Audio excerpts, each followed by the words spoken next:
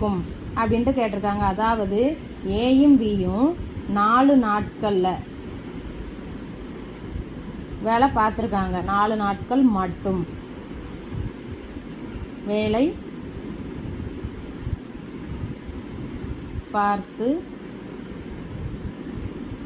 உள்ளனர்.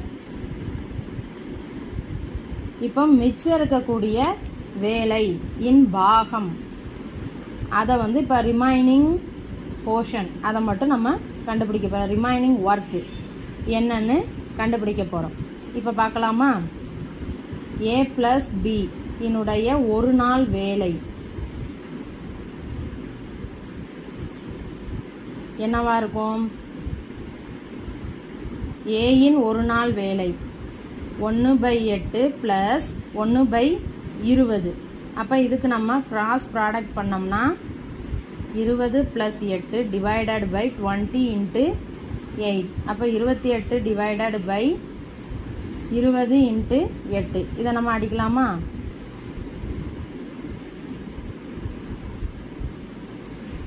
அப்போ 7/40.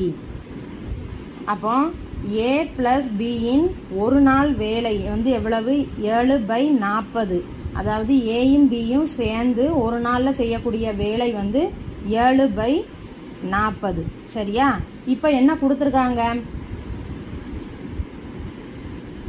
ஏ plus B சேர்ந்து 4 நாட்கள் மட்டும் வேலை பார்த்துருக்காங்க அப்படின்னு கொடுத்துருக்காங்க. அப்போ நம்ம இப்போ ஏ ப்ளஸ் பியின் 4 நாட்களின் வேலையை கண்டுபிடிச்சிடலாமா? எப்படி கண்டுபிடிக்கலாம்? ஏ ப்ளஸ் பியின் ஒரு நாள் வேலை 7/40னா 4 நாள் வேலை எவ்வளவு? 4 × ஒரு நாள் வேலை எவ்வளவு? 7/40.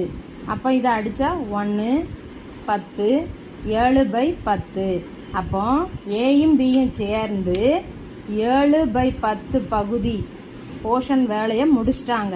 இப்போ என்ன கேட்டிருக்காங்க? முடிக்கப்பட வேண்டிய வேலையின் பாகம் என்னவாக இருக்கும் அப்படின்ட்டு கேட்டிருக்காங்க. அப்போ முடிக்கப்பட வேண்டிய வேலையின் பாகம் நம்ம அதை என்னன்னு எடுத்துக்கிடலாம்? முழு வேலை 1ன்னு எடுத்துக்கிட்டா அதில் என்ன போர்ஷன் முடிச்சிருக்காங்க? 7/10. அப்போ இதை நம்ம இப்போ கிராஸ் ப்ராடக்ட் பண்ணோம்னா என்ன வரும்? 10 - 7/10. அப்போ 3/10. இதுதான் முடிக்கப்பட வேண்டிய வேலையின் பாகம். இதுதான் அந்த போர்ஷன். இந்த வேலையை தான் இன்னும் அவங்க முடிக்கலை. வீடியோ பிடிச்சிருந்தா சேனலை சப்ஸ்கிரைப் பண்ணுங்கள். அப்புறம் வீடியோவை ஷேர் பண்ணுங்கள். தேங்க்யூ.